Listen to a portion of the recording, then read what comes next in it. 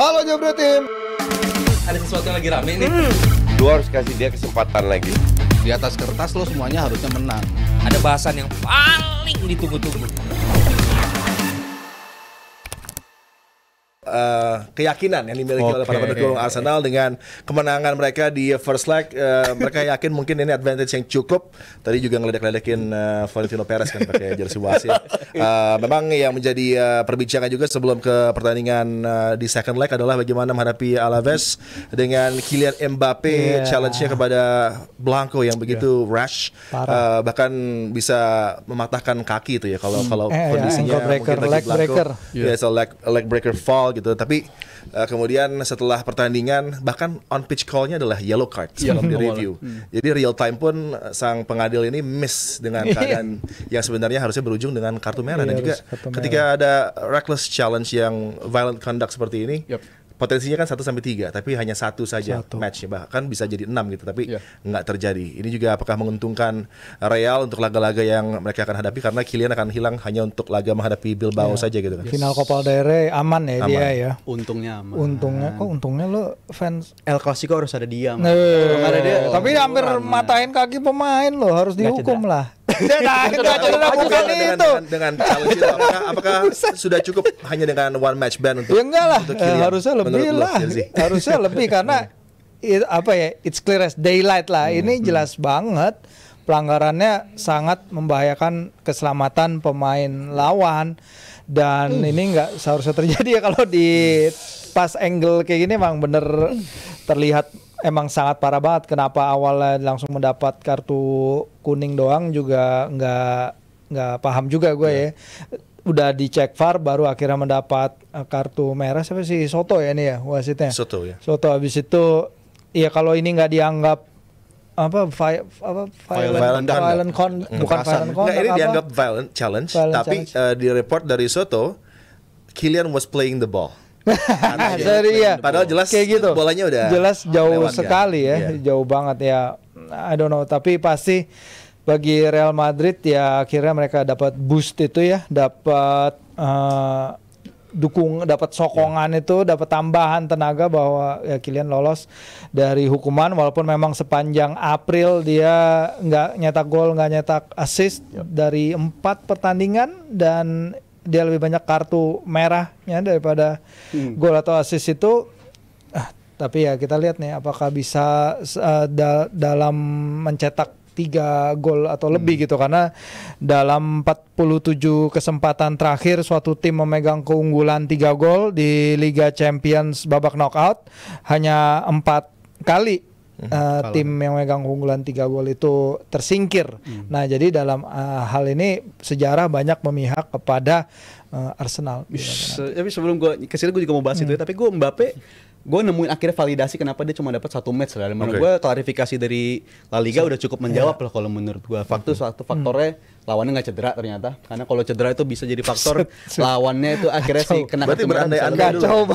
Dan kenapa bisa kayak begitu? Karena yang tahu intensi Mbappe itu mau cederin apa enggak ya hanya Mbappe seorang gitu. Hanya dia yang tahu, dan itu kan kalau emang subjektivitas pasti berperan juga. Dan di momen kayak itu emang kalau segala sesuatunya dilihat secara slow motion akan kelihatan kayak parah banget gitu. Tapi kalau secara real time ya emang bola itu masih deket dan ke snap gitulah kakinya. Dan menurut gue itu masih tinggi banget nggak? Tinggi tapi ada bola di sana gitu. Ya if you play the game, that's a high challenge. Agresinya ada. Sakit sih. Sebenarnya sakit sih.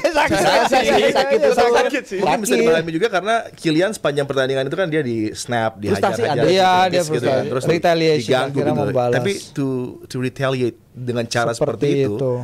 Menurut lo itu that's fine? Menurut gue penjelasannya akhirnya fine. Karena gue tadinya juga reaksi utama gue itu pemain harus dikasih hukuman lebih, tapi karena pertimbangan dari merekanya ya, atas berdasarkan aturan-aturan yang katanya notes 122, 123 dari violent conduct kayak dari Federasi Sepak Bola Spanyol. Kalau di Daredevil 266 versi jam.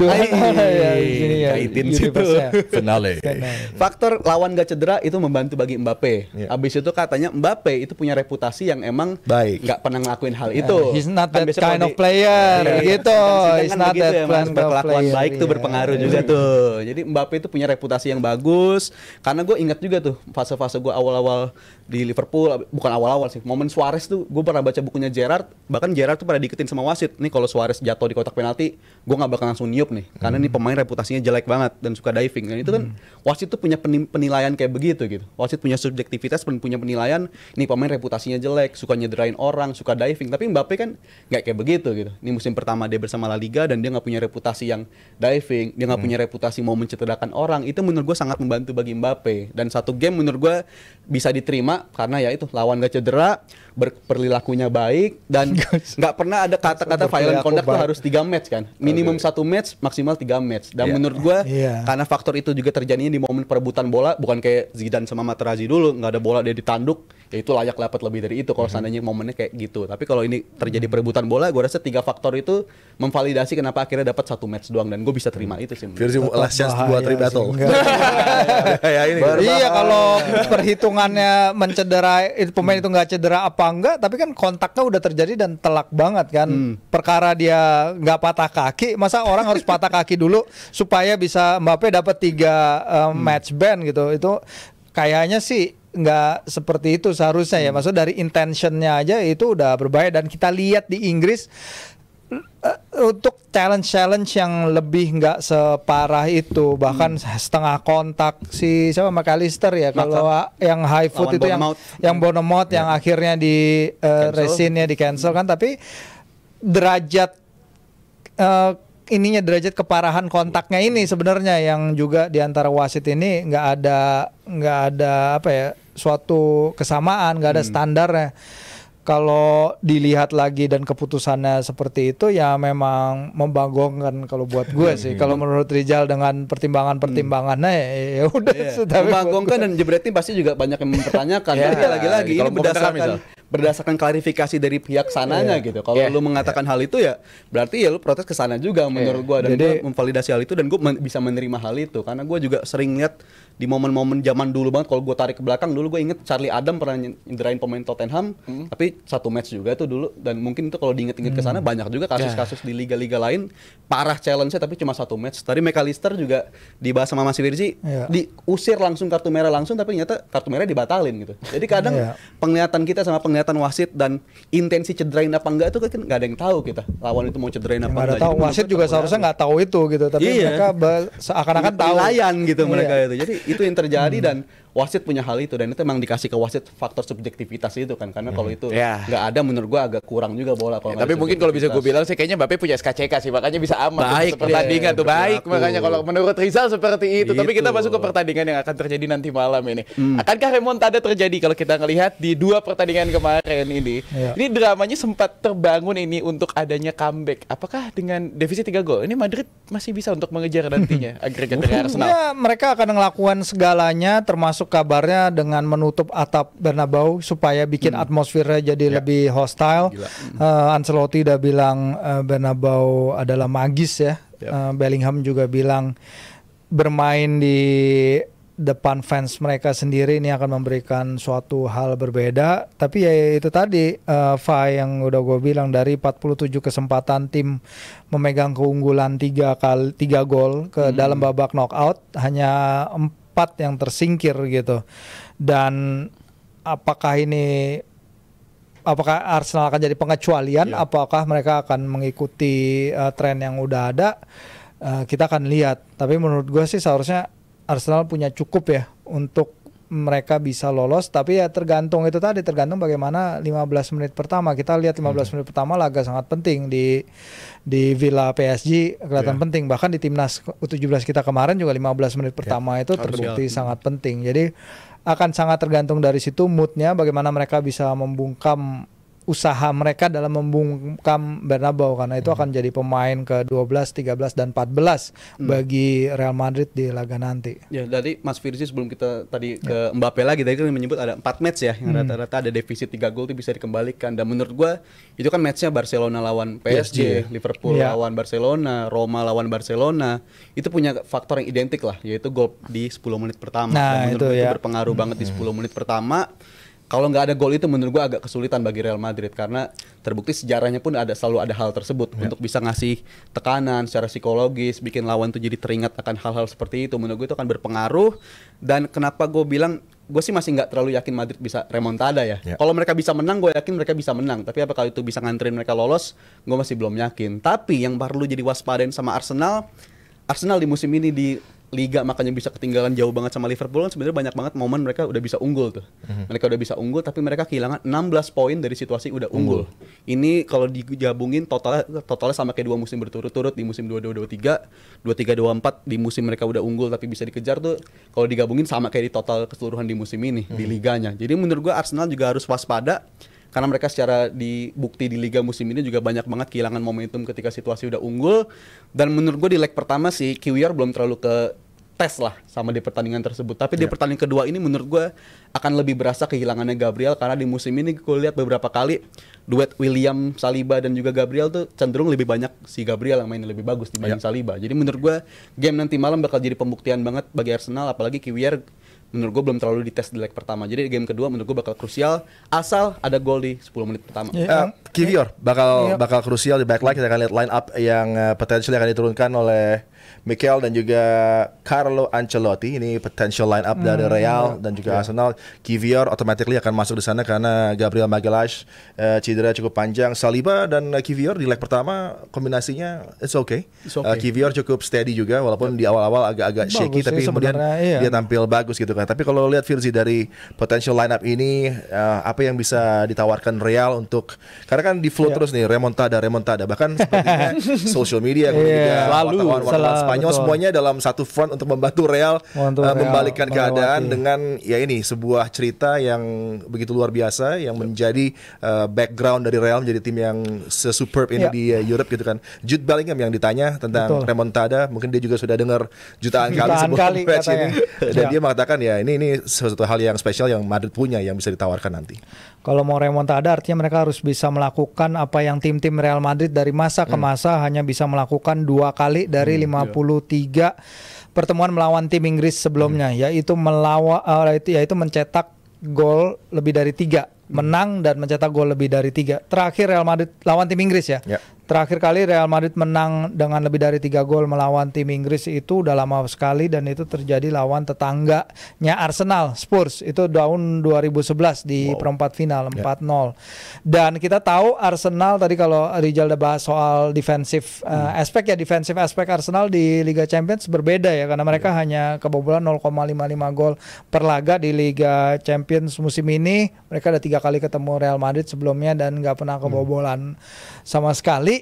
Jadi memang harus ada magis Bernabeu yang benar-benar remontada dari semua remontada untuk bisa mereka menang dalam pertandingan nanti seharusnya. Itu bakal krusial sih, apalagi gue ngeliat banyak fans Madrid pun juga agak nggak yakin sama posisi left back mereka gitu, Alaba. Bahkan ini salah satu yang karena dihajar habis-habisan nama Saka pada leg pertama. Dan momen ketika dia kembali setelah cedera tuh benar-benar gue ngerasa dia sendiri pun juga nggak ngarep langsung jadi starter lah, tapi kondisi memaksakan dia harus jadi bermain karena mereka kalau dibilang agak keganggu sama cedera ya sangat keganggu lah Real Madrid itu. Tapi emang Alaba sejak kembali pulih dari cedera dan bisa main belum dapat performanya. Dia istilahnya kecebur banget di situasi itu. Dan menurut gue itu masih jadi titik yang paling mengkhawatirkan dari Madrid sih di posisi back kiri. Bahkan di beberapa pertandingan terakhir pun juga ketika kalah dari Valencia berlanjut lalu kalah dari Arsenal, itu posisi yang menurut gue masih paling riskan. Dan ini masih menjadi tantangan bagi Arsenal. Dan situasinya tadi kan kita ngomongin soal remontada asal ada gol cepat. Bagi gue Arsenal jangan cuma nunggu doang juga. Kalau mereka dapat gol cepat itu menurut gue akan ngubah jalannya pertandingan dan makin memadamkan semangat remontada itu gitu. Jadi menurut gue Arsenal pun juga masih punya peluang. Gue inget minggu lalu Bung Adiani juga bahas soal Partey potensi nggak hadir tapi ternyata dia bisa tersedia kemungkinan main besar di match ini. Gue Abrar yang ngasih tau gue Partey nggak bisa main. Ternyata bisa kan. Jadinya booster dan menurut gue itu bakal jadi ngebantu bagi Arsenal juga tuh kehadiran Partey itu. Ya ini sama dengan defisit Real menghadapi Dortmund 2012-13 waktu Dortmund masuk ke final. First leg-nya 4-1 Lewandowski sensasional.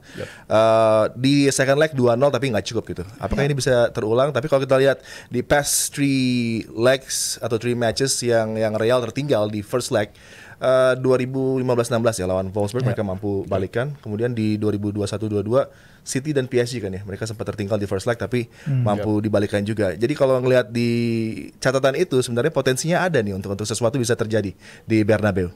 Ya, dan Real Madrid sendiri juga udah 25 kali ya memutar balik defisit di laga tandang pada kompetisi Liga Champions yang terakhir lawan PSG yang paling kita ingat dan juga Manchester City. Tapi dengan skor-skor yang masih belum cukup untuk pertandingan nanti ya. Lawan PSG mereka kalah 0-1 tandang, 3-1 home. Manchester City juga 3-4 tandang, habis itu 3-1 di kandang. Ini belum cukup nih kalau untuk menang di laga nanti. Katanya Ancelotti akan melakukan perubahan besar, mungkin dia akan berganti melakukan high press dari depan. Tapi kita juga tahu di Emirates Arsenal melakukan 115 press di final third dan itu jumlah yang sangat tinggi yang membuat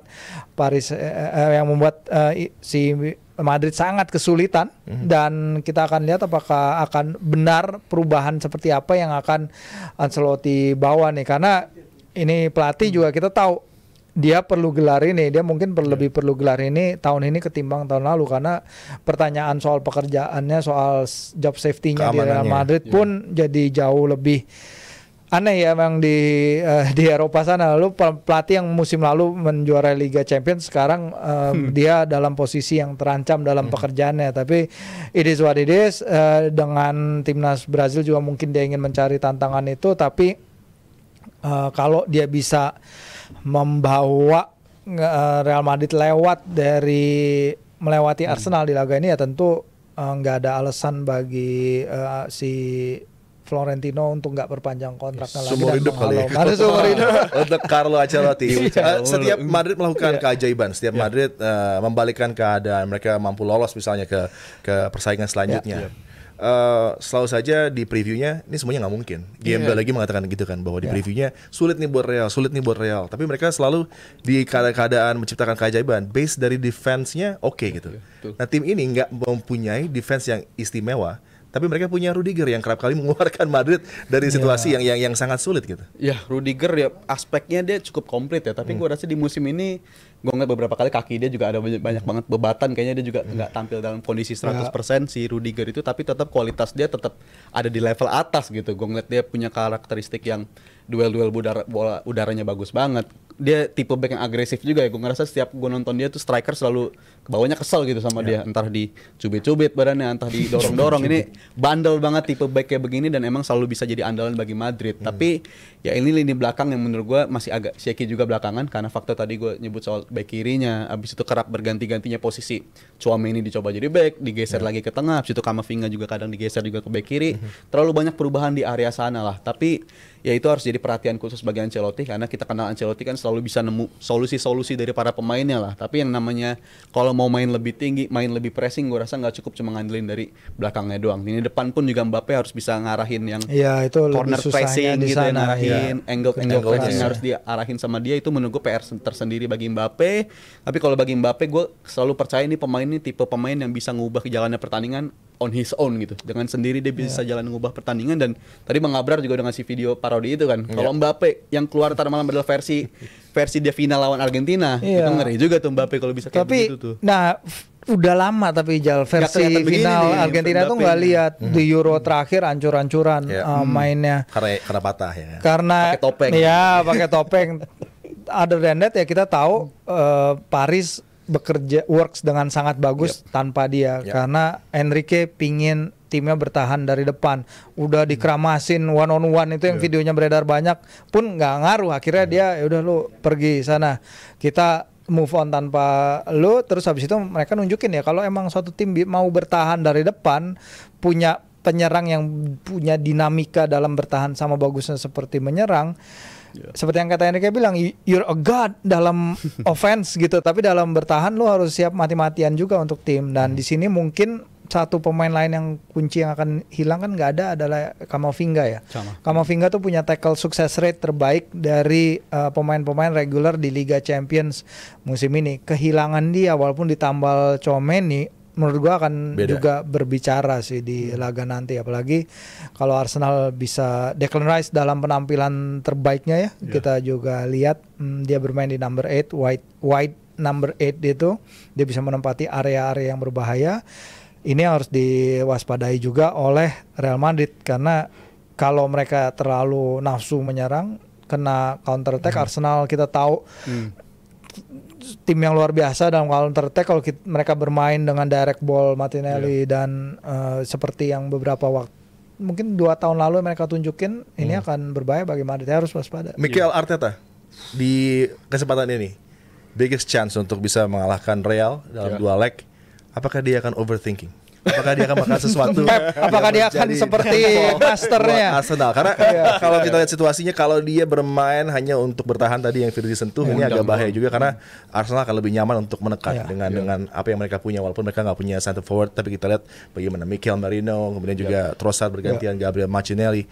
Ini chance terbesar Arsenal untuk say something di Champions League, untuk membungkam para kritisi, bahkan potensi untuk mendapatkan hasil imbang pun sangat besar di Bernabeu dengan apa yang mereka miliki sekarang. Ya sangat terbuka sih ya, walaupun tadi gue menyoroti aspek mereka banyak banget hilang poin dari situasi unggul, tapi Arteta kalau udah main yang namanya tuh setup defense itu serapi itu, terbukti menyulitkan banget. Bahkan 10 man-nya mereka tuh, gue inget di Etihad pun juga di breakdown tuh mati-matian banget City untuk breakdown setup defense dari Arteta. Tapi mereka juga beberapa kali gue ngeliat kalau emang Ancelotti mau nurunin tim Madrid yang lebih tampil ofensif, itu menurut gue alarm juga bagi Madrid, karena Arsenal itu emang secara di liga tuh berebet-berebet karena nggak ada lagi tim yang main seterbuka itu lawan mereka, seperti kayak musim mereka 2 musim lalu di musim 22-23 gitu, ketika mereka nyaman banget untuk serangan mereka cair, Odegaard bisa lebih kelihatan. Itu menurut gua nggak banyak tim ngelakuin itu lagi. Tapi kalau ngeliat permainan kayak lawan PSV, itu kan Arsenal bisa keluar banget gitu nyerangnya, karena PSV-nya mainnya terbuka, dan menurut gua kemampuan Arsenal tuh masih punya di aspek itu,